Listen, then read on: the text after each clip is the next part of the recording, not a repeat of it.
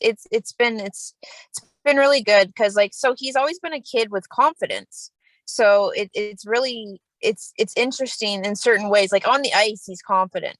It's off the ice speaking with his coaches that was always the trouble. Like the communication was always and like what his coach said, I sent his coach that video of the two of you, and he's like, I've never heard Jax talk so much ever, which I found like that to me was like enlightening because I was like, because that's the Jax you saw was the Jax I know.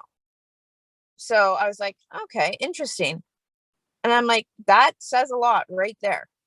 Like, and this coach has known him for 4 years.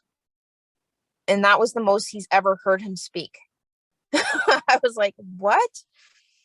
And like typically like in school, anywhere else, he's a good communicator.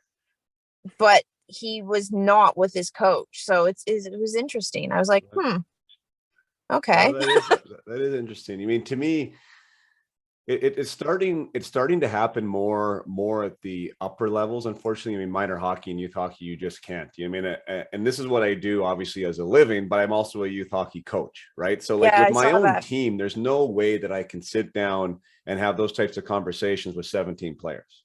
Yeah. It's just impossible, right? Because you're dealing with the whole and you're dealing with the collective group. And yeah, you have to you try and have these discussions and be personal, build relationships, but it's not the same, right?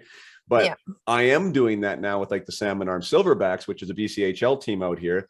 And it's called micro coaching is a interesting way to say it because I like that's my job to have the small detailed conversations to get know these guys in a personal level, know their nuances, know their ticks, know what they want, all those types of deals. And then guess what? I'm not the one telling them if they're going to play tonight. I'm not the one putting them on the power play. I'm not the one that has any stake in the game other than them being amazing, right? Like for themselves.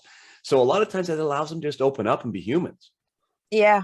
You know, and so nothing against that kid's coach. Now I'm sure he's a great guy, but it's just there's a different dynamic there for players, right? Like you have that kind of armor and you have this persona and you have this intention and you don't want to let your guard down and you're careful about what you say and you know all these things. So so I'm glad he felt that with me 100%. I mean, I felt it with him and again, you know, wherever that is, I hope that he finds a place to be able to do that, you know, because it's super helpful and it's healthy, you know, at the same time.